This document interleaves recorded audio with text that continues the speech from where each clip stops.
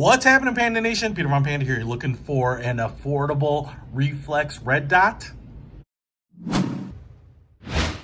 Well, if you're not, then you should probably go and watch a different video, because that's what I got right here. A very inexpensive one that I picked up on Amazon, which is nice that you can still get that stuff in America. Listen, it comes with this little microfiber cloth. This is totally a true unboxing here. And, the red dot instructions.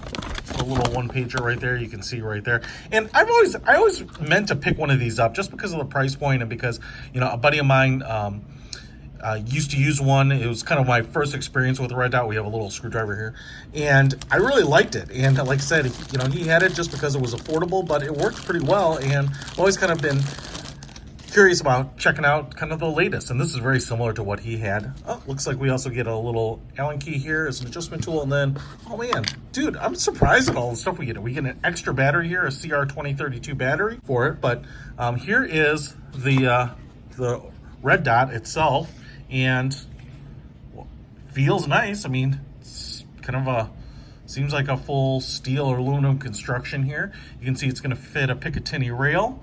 And basically this little,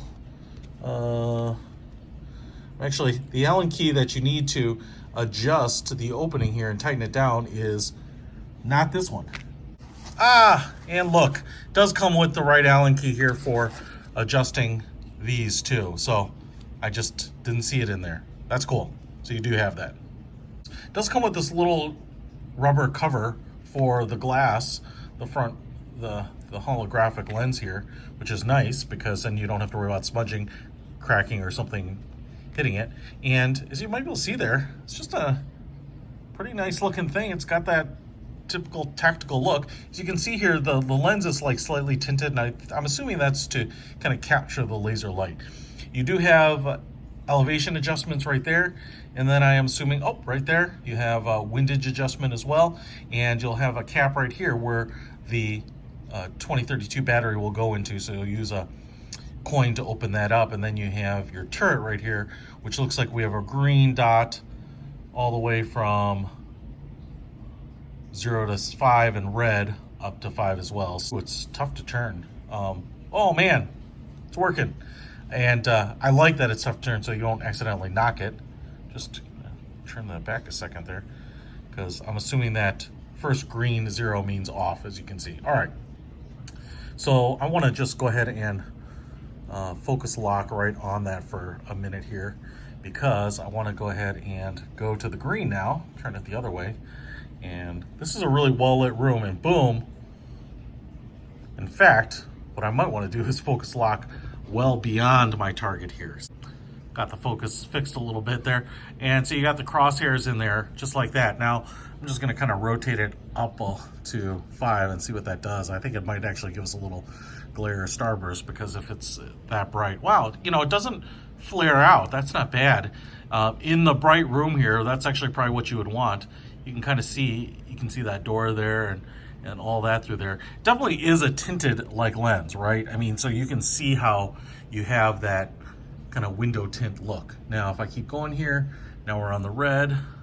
Okay, so the red also has a 0 position, so it's off. And then if I go to 1, boom, look at that, man. Especially on the low setting, you get really nice clarity on those crosshairs. Pretty nice. And then if I go up another notch here, going up that brightness scale, so I want to go all the way to 5, see what that looks like. Yeah, in bright daylight. And I'll tell you what, I'm not sure where you'd be that it'd be brighter than it is in this room. I purposely try to do that to make it easier on all of us, but that's pretty awesome. And as you can see, we've got the red dot, just like a holographic red dot, moving as you would expect, up and down. And so you can put that right on your things. And if I go all the way to the edge, you can see here, I don't really see that it's kind of parallaxing or kind of distorting there. So that's pretty cool. I do like the fact that the frame around the housing here for the glass is pretty small and pretty thin. So you get nice kind of real estate, nice view of the outdoors. And I also like the fact that it's pretty narrow and thin, as opposed to being one of those really long hoods, because then you kind of get that tunnel vision. So pretty nice. You know, I don't know how long something like this would would last if you forget to and leave it on. I don't know that it has like a motion sensor like some of the other ones, like the Holosun, where they'll go off after a certain amount of time. Oh, cool! On the back, I'm an idiot, dude. We also have kind of the reticle adjuster here. So what we have is that crosshair dot, circular dot, just a red dot, and then true crosshairs. Okay, so we're going back. We're going back in here, baby. I'm gonna turn this on. Focus out here. And let's take a look. See what we can get. Boom. Okay. That's the true crosshair. If I switch back one, there's your dot. One more. Boom, circle. This is actually one of my favorites.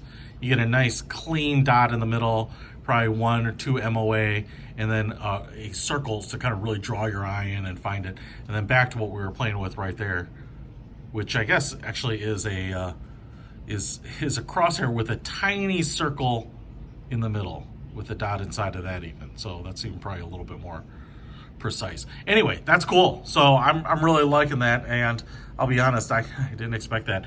And for a optic at this price point, it's a lot of optic. SVBONY. I'll put a link to this little bad boy in the description below if you want to pick one up. Peter Von Panda out.